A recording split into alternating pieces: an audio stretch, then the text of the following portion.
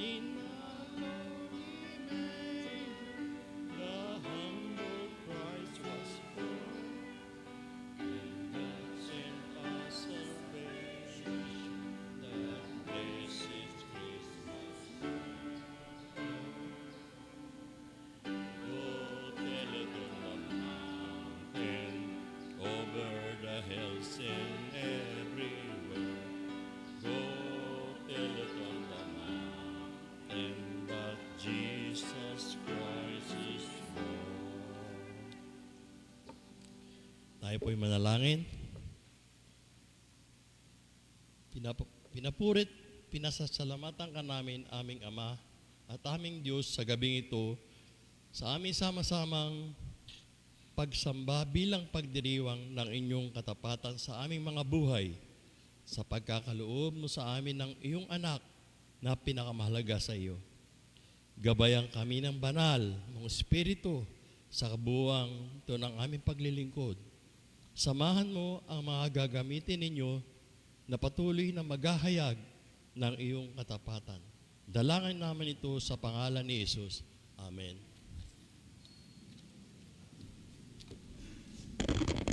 Magandang gabi po sa bawat isa, sa ating lahat. Welcome po sa ating ikapitong gabi ng Simbang Gabi. Mahigit na ho tayo sa kalahati. 2 gabi na lang po. Ano po yung unang topic natin? Love. Pangalawa, joy. Pangatlo, peace. Parang ako lang sumasagot. Pang-apat, patience. Pang-5, kindness. Kumpleto si Ate Pebby. Pang-6, goodness. Kagabi po, pinag-usapan po natin yon. At ngayon po ay faithfulness. Bukas po, gentleness. Sa 24 ay self-control. Yan. Bukas po, iisa-isahin po natin yon sa ating Galilee Share a Joy. Ano po? Yung makakakompleto ng siya, may regalo kay Ate Feby. Yung makakakompleto po ng siyam, lahat po ng siyam po na yan ay gift of the Holy Spirit, gift of the Spirit, kaloob ng banal na Espiritu na atin pong pinagbubulay-bulayan at nagpapatuloy po tayo ngayon sa ikapitong gabi ng ating pagbubulay-bulay. At ang topic po natin ay the gift of faithfulness. Ngayon po ang ating in charge ay ang mga kalalakihan, ang UMM, bukas po ay ang MAYAP, Sila po ang in charge. Ang ating tagapagsalita ay si Ate Malu Rubio. Bukas po, paalala sa Ephesus, Smyrna, Galilee, na umatin din po ng Bible study, ang atin pong Share a Joy, alas 8 ng umaga. Alas 8 ng umaga. At tapusin po natin ang simbang gabi. Dalawa na lang po, ang 23 at saka 24, ang ating simbang gabi. Sa 25 naman po ay ang ating Christmas Day worship service with everybody's birthday special offering alas 9 po ng umaga. December 31 po ang ating covenant service alas 5 po ng hapon. Ito po muna ang ating mga balita. Ayan. Samahan niyo po ako sa pagbasa sa Biblia, sa Lumang Tipan, sa Daniel, sa Kabanatang 6, mga talatang 1 hanggang 5, na mga batayan po ng ating pagbubulay-bulayan sa mensahe sa gabing ito. Si Haring Daryo ay pumili ng 120 pinuno ng mga rehiyon sa buong kaharian. Pumili rin siya ng 3 mamamahala sa mga pinuno ng rehiyon at mangangalaga sa kapakanan ng hari, at isa rito si Daniel. Si Daniel ang naging pangunahin sa 3 tagapamahala at sa mga pinuno ng mga rehiyon dahil sa pambihira niyang karunungan. Dahil dito, inisip ng hari na siya ang gawing tagapamahala sa buong kaharian. Kaya ang 2 kasama niyang tagapamahala at ang mga pinuno ng mga rehiyon ay humanap ng maibibintang kay Daniel upang huwag matuloy ang magandang balak ng hari para sa kanya. Ngunit wala silang makitang dahilan sapagkat laging matapat si Daniel sa kanyang tungkulin. Kaya't sinabi nila, wala tayong maibibintang sa kanya maliban sa mga bagay na may kinalaman sa kautusan ng kanyang Diyos. Naway idagdag ng Panginoon ang pagpapala sa ating mga buhay sa pagkakabasa ng kanyang mga salita. Amen. Tayo po'y tumayo.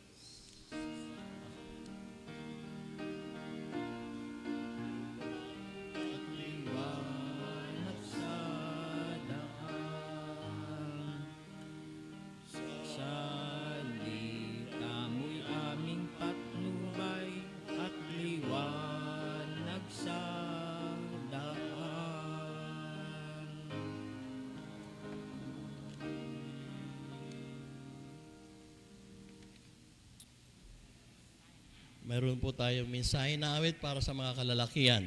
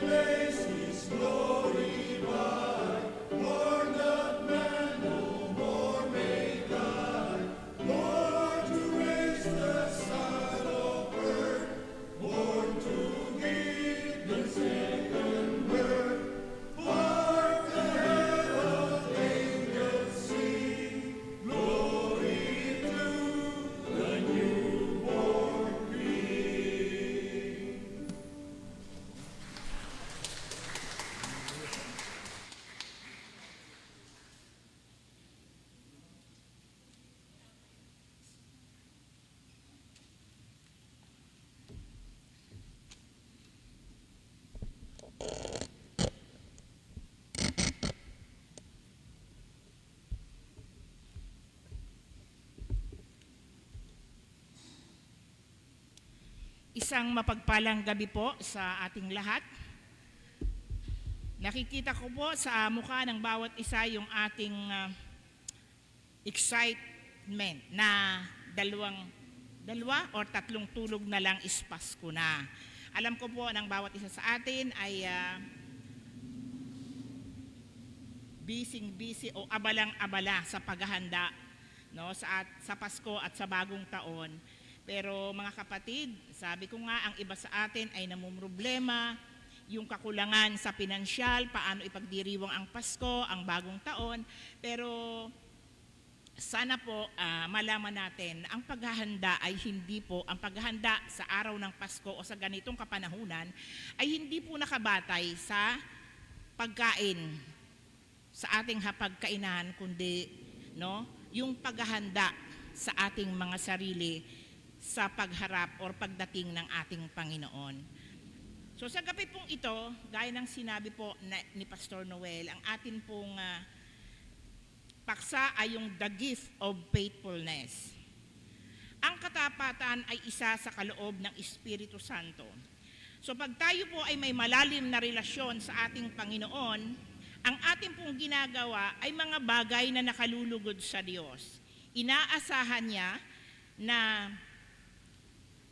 tayong kanyang mga pinili ay maging tapat, gaya ng pagiging tapat ng Diyos sa kanyang mga pangako. So, ang pagbabatayan po ng ating aralin sa gabing ito ay matatagpuan sa aklat ng Daniel, Kabanatang 6, talatang 1 hanggang 5. At pinagmagatan ko po itong buhay, pananalangin at ang malalim na pagtitiwala sa Diyos. Sino po sa inyo ang nakabasa na ng aklat ng Daniel? No, ito po ay may 12 kabanata. Pero sabi ko nga, kahit hindi po ninyo nabasa, no? Pero maganda, gusto ko po basahin po ninyo, napakaganda ng kwento ng buhay ni Daniel. At sa inyo po na hindi pa nababasa yung aklat na Daniel, alam ko po, no, dahil ito ay isang pangkaraniwang kwento or familiar story na naririnig po natin kahit ang mga bata pag tinanong po ninyo, sino yung itinapon doon sa yungib ng mga leon? Sagot po agad yan ng mga bata. So dito po sa aklat ng Daniel, Kabanatang 6, inihahayag po dito ang istorya ng buhay ni Daniel at kung paano ang Diyos kumilos sa kaniyang buhay. At kung tatanungin po ako, ano po ba ang ibig sabihin ng Daniel?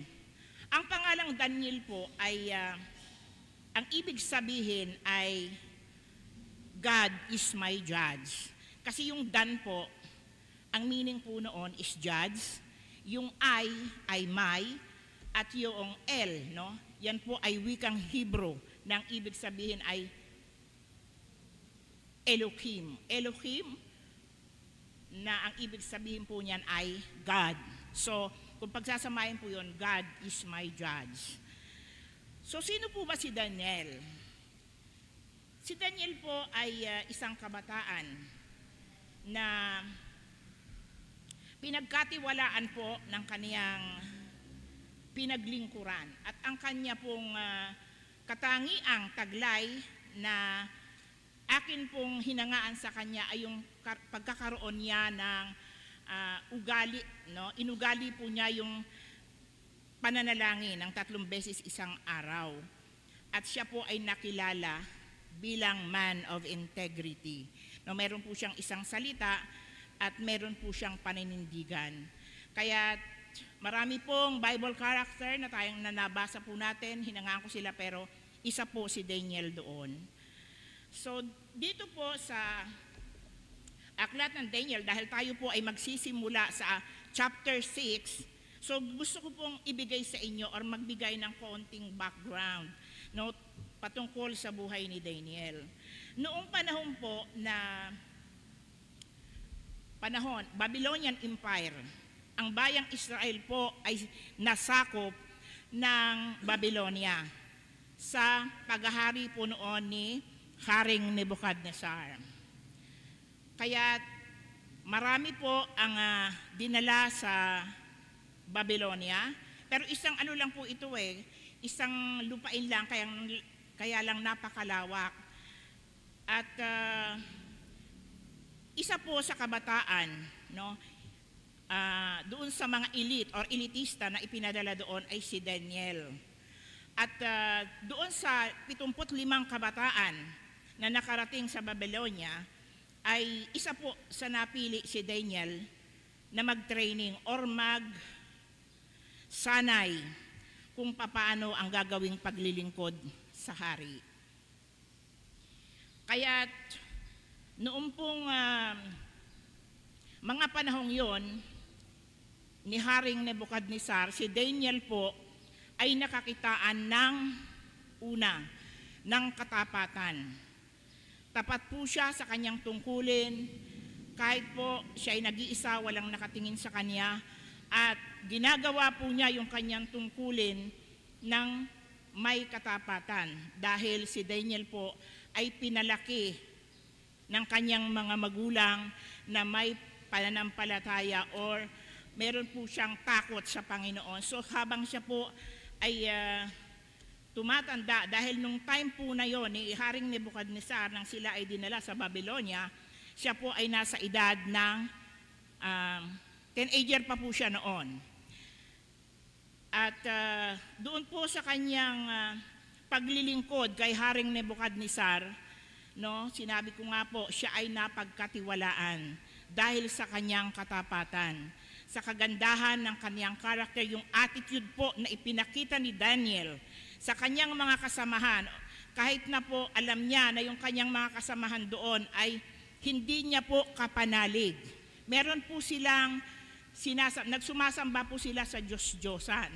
Pero si Daniel at ang mga kabataan na galing sa Huda, no, ang Panginoong Diyos ang kanilang sinasamba. At dahil siya nga po ay lumaki ng may takot sa Diyos, na may pananampalataya, ang ginagawa ni Daniel ay kalugod-lugod sa harap ng Panginoon. Siguro po, sabi natin, pag ang tao ay nasanay, no, o siya ay pinalaki ng kanyang mga magulang na may takot sa Diyos, ang kanya pong gagawin ay yung mga bagay na makalulugod sa ating Panginoon. So kahit hindi po, nabasa ko sa istorya ng buhay ni Daniel, pero dahil sa kanyang malalim na pagtitiwala sa Diyos, makikita po natin sa kanya yung katangian na kaloob ng Espiritu Santo. Gaya po nung ating mensahe nitong mga nakaraang gabi, kung kayo ay naka-attend ng anim na gabi na po, pampito na ngayon. So yung pong love, joy, peace, patience, kindness, goodness, at ngayon po ay faithfulness, napakayaman po at napakapalad ninyong mga nakapakinig, kasi sabi ko nga, busog kayo sa magandang mensahe mula pa noong 16. Kaya dito po sa katapatan, no, na ating pinag-uusapan sa gabing ito, ito po ay dapat tinataglay or taglayin ng mga mananampalataya. Bibihira po sa atin, no, ang nananatiling tapat. Sa atin pong paligid ngayon ay marami pong, sabi natin, mga mananampalataya yan, pero hindi po napaglalabanan yung gawa ng kalaban. Maraming nandaraya, kahit sa mga timbangan, sa pagsusukli, no, pag walang nakatingin, pwede nating dayain ang oras. Sa ating pagtatrabaho, maaga ka na ngang, huli ka na ngang pumasok, maaga ka pang uuwi, no? Hindi po tayo nagiging tapat. Pero dito po sa buhay ni Daniel, ipinapakita po dito, no? At siya po ay magandang ehemplo na dapat po nating tularan, no? Yung kanyang katapatan ay nanatili. At doon po sa paghahari ni Haring Nebuchadnezzar, na ipinasa po ito kay Haring Belsasar. Ganon din po ang nakita ni Haring Belsasar kay Daniel, yung kanyang katapatan. Kaya nga po noong ipinromote po siya na ginawa siyang pangatlo sa pinakamataas at inihayag niya yon sa buong kaharian. Noong gabi din po na yon ay pinatay si Haring Belsasar at napasa po niya yung kaharian na yan kay Haring Dario or King Darius. At dito po nagsimula ang kwento sa chapter 6 na sinabi po sa talatang binasa ni Pastor Noel na si Haring Darius ay pumili ng 120 pinuno na pamumunuan nila, no, yung 120 na rehiyon, no? So gaano po kalaki ito, no? Yung kaharian na yon, 120 na rehiyon, at doon po sa 120 na yon ay may 3 mamamahala. At isa po si Daniel ang pinili ng hari na mamahala, no? Isa po siya doon sa 3 at ginawa pa po siyang pinakamataas. Siya po yung head ng 3 administrator na yon. Kaya nagkaroon po ng inggit sa kanya yung kanyang mga kasamahan, yung mga gobernador. Nag-isip po sila, bakit si Daniel ang pinili? Samantalang siya ay captive lamang, siya po ay bihag. Samantalang kami nga, mamamayan kami ng Persia, taga rito kami. Pero bakit sa kanya ibinigay yung pinakamataas na posisyon? Kasi una nga po, sinabi ko kanina, nakakitaan po siya ng katapatan, kaya't pinagkatiwalaan siya ng hari na siya ang mamahala. Pero hindi po ito matanggap ng mga tao at mga mamamayan, yung kanyang kapwa politiko, no? Dahil ito po ay, sabi ko nga, sa politics hindi po talaga mawawala yung inggit. Kaya't ano po ang ginawa nila, no? Ang sabi nila, nag-usap, nag-meeting po yung mga gobernador, yung mga tagapamahala, ang pinuno at ang tagapayo. Nag-meeting po sila at ang sabi po nila ay hanapan ng butas or dahilan si Daniel para siya ay mapasama, no? At para yung pong tungkulin, no, na ibigay sa kanya, kasi nga po hindi nila gusto na si Daniel ang mamahala.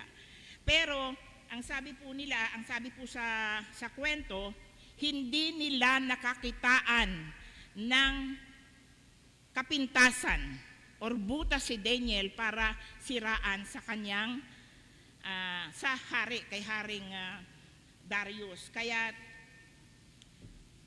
ito pong ang nangyari po dito ay ang sabi nung mga tagapayo, no, at ng tagapamahala ay ang tanging makikita nila or maidadahilan nila, or sabi nga po dito, walang kapintasan, walang makikitang karumihan dahil naging tapat siya sa kanyang tungkulin. So ang makikita lang po nila dito at maidadahilan ay yung kanyang pagtitiwala, yung pagsunod niya sa kautusan ng kanyang Diyos. Kaya alam po nila, no, sa kanilang mahabang pagsasama na si Daniel ay mayroon pong ugali at kinaugalian niya nga po yung pananalangin, no, ng 3 beses isang araw. Kaya ang sabi po nila sa hari, no, sila na tagapayo, siyempre tagapayo po ng hari, yan ay magbibigay ng payo sa hari, at sinabi po nila na ang sino man, no, gawing kautusan doon sa kaharian na yon. Kasi nung time po pala na yon, yung Babylonian Empire ay sa panahon ni King Darius, ginawa po yung, or tinawag po yung Medo-Persian Empire, no? Kaya dito po sa buong kaharian na ito, no, although ito ay napakalaki pong talaga, doon po ipinatupad yung batas na sinabi po noong mga tagapayo at tagapamahala na gawing batas or kautusan na ang sino mang sasamba at makikitang mananalangin sa ibang Diyos ay itatapon sa kulungan ng leon.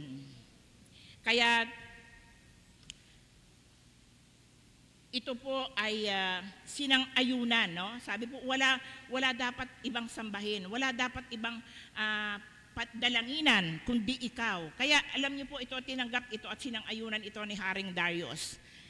Kaya noong pong dumating po ang panahon na kanyang nilagdaan yung kautusan na yon, ay nalaman po ito ni Daniel. At ano po ang ginawa ni Daniel? Siya po ay umuwi at umakyat sa ikatlong palapag sa kanyang silid. Binuksan niya ang bintana na nakaharap po sa Jerusalem at siya po ay nanalangin at nagpasalamat. Dahil alam niya po na ito yung kautusan, no, hindi naman alam dito ng hari na ang kanilang tinatarget talaga dito ay si Daniel. Pero dahil si Daniel ay may malalim na pagtitiwala sa Diyos, alam kong kasama ni Daniel ang Panginoon. Siya po ay laging sinasamahan, pinapangunahan, kaya't lahat ng hakbangin ni Daniel, no, yan po ay alam ng Panginoon. Kaya't nung malaman po ni Daniel na okay na, no, naging kautusan na sa buong kaharian, yung nanilagdaan na nga ng hari, kaya ito po ay pinagtibay na. So, hindi po siya natakot, hindi naging hadlang yon para itigil niya ang kaniyang pananalangin. Nandun pa rin po ang kaniyang buong pagtitiwala sa Diyos na siya ay sasamahan sapagkat pinaniniwalaan po niya na ang kaniyang Diyos ay Diyos na makapangyarihan sa lahat at kontrolado niya ang lahat ng bagay. Tanging ang Diyos niya lamang ang makapagliligtas sa kanya. Kaya nga po, no, to make the story short, ang nangyari po noon, isang araw, nung pong nahuli yung mga bihag, dinala po ito kay Haring Darius at ang mga kasamahan niya po dito ay yung kaniyang mga kapwa Hudyo, no? Kaya nung malaman po ng hari na nandoon si Daniel, ganun na lamang po ang kaniyang pag-iisip, no? Nag-isip po siya, nalungkot siya, pero dahil wala na po siyang magawa, at ito ay pinagtibay niya, so mangyayari yung gusto noong kaniyang mga kalaban sa politika. Pero alam niyo po ba, noong ipinag-utos ni Haring Daniel na ihulog na si Daniel sa yungib na kinaroroonan ng mga leon, sinabi niya po rito na naway iligtas ka ng Diyos ng buong puso mong pinaglilingkuran. Noong gabi din po na yon na siya'y inihulog doon sa yungib, siya po ay nabagabag. Hindi po siya nakatulog sa buong magdamag at kinabukasan sa kanyang pagising. Pinuntahan niya po yung lugar na yon kung saan itinapon si Daniel at malungkot siyang tumawag. Ang sabi niya, Daniel, tapat na lingkod ng Diyos na buhay, iniligtas ka ba niya sa mga leon? Sumagot si Daniel, mabuhay ang hari. Wala pong nangyari sa akin sapagkat ang bibig ng mga leon ay pinatikom ng mga anghel na sinugo ng aking Diyos. Ginawa po niya ito sapagkat alam niya na wala akong kasalanan ni nagawang masama laban sa inyo. Kaya't natuwa po si Haring Darius. Dahil dito, iniutos niya na iahon si Daniel sa yungib at hindi man lang siya nakakita ng kahit na o bahagyang o konting galos sa katawan ni Daniel. At ito po ay dahil sa pagtitiwala niya sa ating Panginoon. Ito po yung nagawa ng kaniyang pananalangin, no, sa ating Panginoon, yung kanyang malalim na pagtitiwala, pinatunayan po ng Diyos sa kanya na tunay nga na pagkasama ko ang Panginoon, pagkasama natin ang Panginoon, walang makagagapi, no? Di ba po sinabi, if God is with us, no one will against us. So wala pong makakatalo sa Panginoon. Kaya ito po ang pinanindigan ni Daniel, no? Hindi po siya natakot na manalangin kahit buhay niya ang kapalit. Pinanindigan po niya kasi alam niya na ililigtas siya ng ating Panginoon. Buo ang kanyang pagtitiwala. Kaya dito po sa kwento ng buhay ni Daniel, maikli lang po ito dahil may oras yung ating pero napakaganda po, basahin po ninyo yung aklat ng Daniel. At ano po ba ang matututunan natin or itinuturo sa atin ng mga talatang ito, no? Ang testimonyo ng buhay ni Daniel, no? Una, dapat inuuna po natin ang pananalangin bago pa natin gawin ang mga bagay na pansarili o anumang activities na gagawin po natin sa buong maghapon. Ito po ay paraan para malabanan natin ang gagawin ng kalaban. Dahil sa maghapon, may mga tukso dyan, no? Marami pong mga taong hindi natin alam na nagagalit sa atin, pero pagkasama po natin ang Diyos, gaya ng sinabi ko, hindi po yan makakapanaig. Pagising po natin sa umaga, tayo po ay nagpapasalamat. Ginagawa po ba natin yon? Mga kapatid ko sa Galilea po ang sinasabi ko at lagi kong ipinapayo sa inyo, yan po ang ating tanging sandata, ang pananalangin, na sa pagising po natin sa umaga, mapalad tayo sapagkat naimulat pa natin ang ating mga mata. No, dapat inuna natin na magpasalamat at sa Panginoon dahil marami po ang hindi nagigising. Pero kayong nagising na at binigyan kayo ng kalakasan at bagong buhay ng Panginoon, dapat po yun ang atin unang-unahin, ang magpasalamat. Ipagpasalamat po natin sa Panginoon yung buhay na ipinahiram niya sa atin. At ang pangalawa po, ang pananalangin ay gawin nating daily routine, no? Nagaya po ng kinaugalian ni Daniel na manalangin ng 3 beses isang araw. Tayo po, ilang beses po ba tayong nananalangin sa isang araw? Siguro po isang nga lang, sa gabi lang.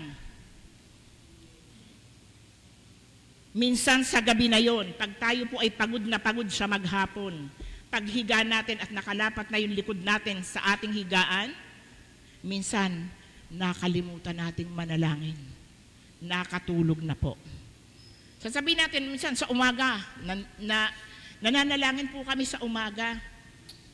Pero pagpunta po natin, pagising natin, napunta tayo sa CR, nakita natin yung pakuluan ng kape, nauna pa si kape, kaysa sa pananalangin. No?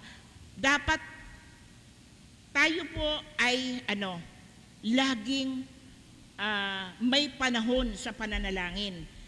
At isang bagay po, no, na hinangaan ko, no, ako po ay nagpunta ng Jeddah, nagpunta po ako sa Israel, pero alam niyo po, isang bagay na nagustuhan ko sa kanila, yung oras ng kanilang pananalangin. Meron po talaga silang inilalaan. Sa Muslim po, pag narinig po ninyo sa mosque, yung Allahu Akbar, pag narinig po ninyo yun, agad-agad. Kahit may ginagawa kayo, tatakbo kayo, maghuhugas ng kamay, maghihilamos, at pupunta po kayo sa mosque para manalangin. Or pag malayo yung mosque, pupunta po kayo sa isang silid para manalangin. At yung mga babae naman, pag narinig po nila yon, agad-agad, ano gagawin po nila? Kukunin nila yung kanilang carpet, magilamis din po, magugas ng paa, kukunin ang kaperasong carpet, sila po ay luluhod at haharap sila sa sulok na wala pong sinisigurado nila, walang dadaan, walang makakadaan sa kanilang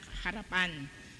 So yun po ay kinaugalian ng mga Muslim. Sa mga Hudyo naman po, kahit na sila ay busy, no, or nagmamaneho yan, kasi yung anak po ng aking alaga, yan po ay nagmamaneho, pero pag oras po, alam niya po yung oras ng pananalangin, siya po ay dadaan sa bahay, at siya po ay, alam niyo po yung mga Hudyo, Naglalagay po sila ng mga tali, may mga tali silang itatali sa kanilang katawan at sila po ay magtatalokbong at sila ay mananalangin.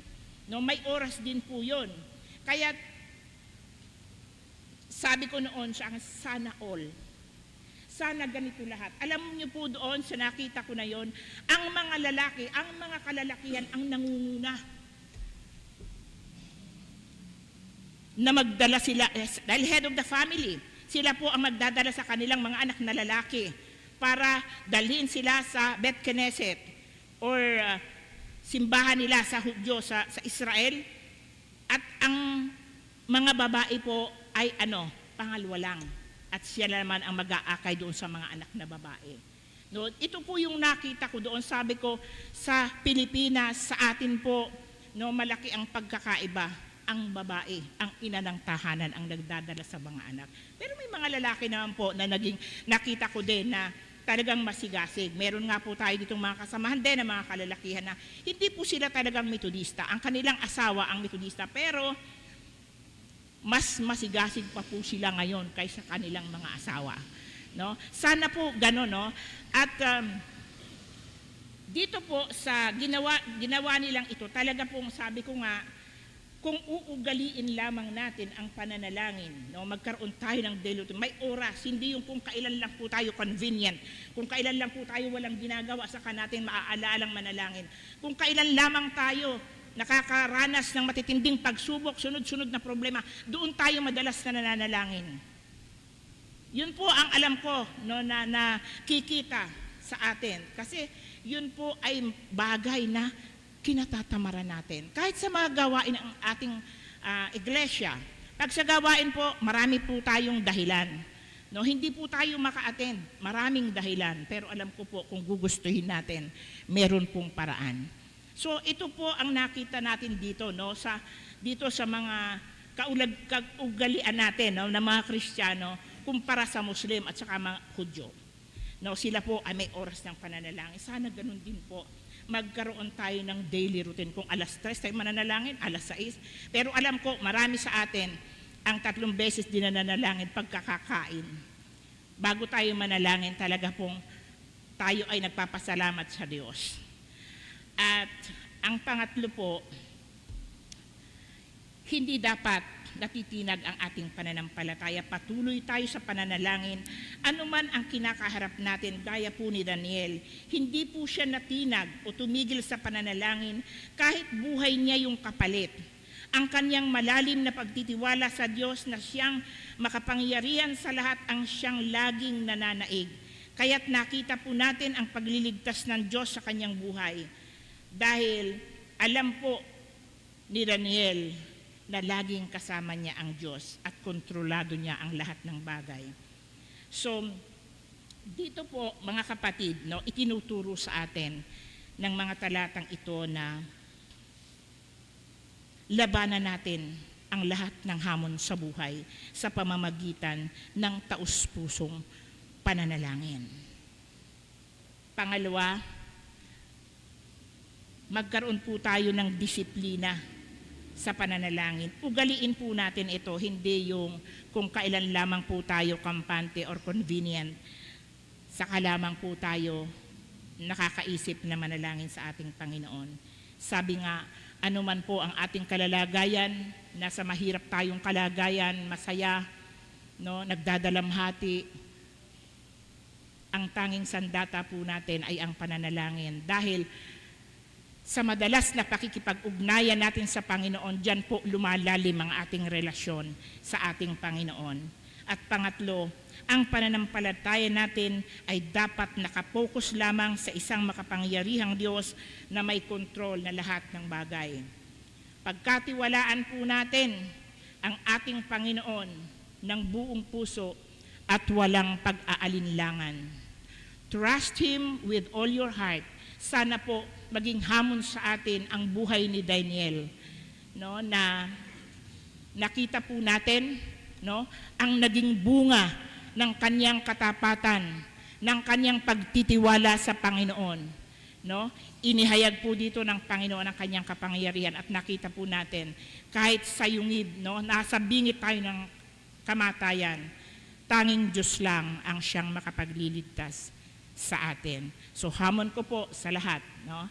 Lagi po nating aalalahanin ang buhay ni Daniel at ito ay magbigay at magturo sa atin, no, ng tamang pamumuhay. Yun lamang po. Sa ngalan ng Ama at ng Anak at ng Espiritu Santo. Amen.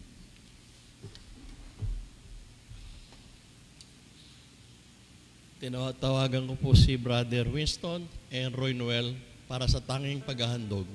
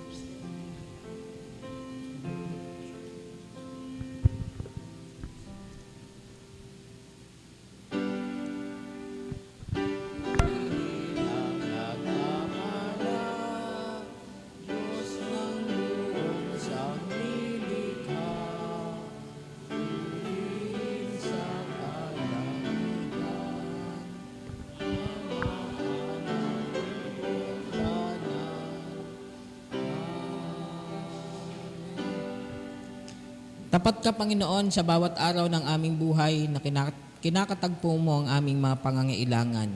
Salamat po, O Diyos, sa mga anak mo na nagiging tapat din sa kanilang pagbibigay. At ang mga kaloob na ito, Panginoon, ay aming pakikibahagi upang lumagana pa ang inyong kaharian dito sa lupa. Kayo po ang magbalik ng pagpapala sa mga anak mo na nagmamalasakit sa buhay ng kanilang kapwa. Alang-alang kay Jesus na aming Diyos. Amen.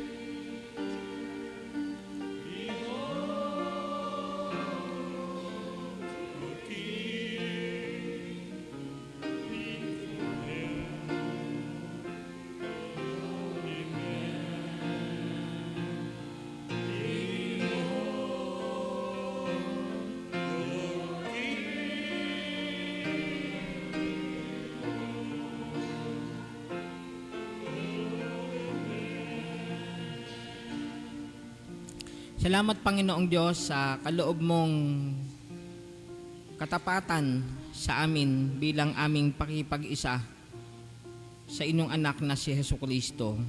At salamat po sa pamamagitan ng banal mong Espiritu. Ang katapatang ito ay nagpapatuloy na sinisikap, na isagawa, ipamuhay. Katapatan sa maliit o malaking bagay man, Panginoon. Dahil sabi mo, ang mapagkakatiwalaan sa maliit na bagay, mapagkakatiwalaan din sa malaking bagay. Ang mandaraya sa maliit na bagay, mandaraya rin sa malaking bagay. Salamat sa pagpapaalala sa amin sa mensahe, sa buhay ni Daniel, na inahayag po ng inyong lingkod, na si Ate Feby Gusi. Salamat sa kanyang buhay, na ginagamit mo sa iglesyang ito, Panginoon, bilang chairperson ng worship, bilang Bible study leader sa Galilee Bible Study, at sa iba't iba pang gawain, Panginoon, sa mga kababaihan, sa mga devotion, online, sa Bible study, sa ibang mga tahanan, Panginoon. Salamat sa kanyang buhay. Salamat sa kanyang katapatan, na sinisikap na gampanan ang kanyang tungkulin sa iba't ibang kaparaanan ng paglilingkod, dakilang Diyos. Patuloy mo siyang pagyamanin ng kaalaman, ng karunungan na nagmumula sa inyo, Panginoon. Dalangin namin na patuloy mong gabayan, samahan, gamitin ang inyong lingkod na si Ate Feby, Panginoon. Gayon din po sa bawat isa sa amin, na minsan ka pang nagkakaloob, nagpapaalala sa amin ng katapatan sa aming mga buhay, katulad ni Daniel. Naging tapat kahit na humaharap sa panganib, sa kamatayan, dahil kilala niya ang Diyos na kanyang pinapanalanginan, ang Diyos na kanyang pinaglilingkuran. Kahit nasa ibang bayan, Panginoon, naging tapat siya sa iyo, dahil alam niya na hindi mo siya pababayaan, dakilang Diyos. Salamat sa patutuong ito mula sa Biblia ng isang pananampalataya. Dahil naging tapat siya, tapat ka rin sa kanyang buhay, Panginoon. Salamat po sa gabing ito, sa aming pagsasama-sama na minsan pang pagbubulay-bulay ng mensaheng ito ng katapatan. Binabalik namin sa inyo, aming Ama at Panginoon, ang papuri at pasasalamat sa pangalan ni Jesus. Amen.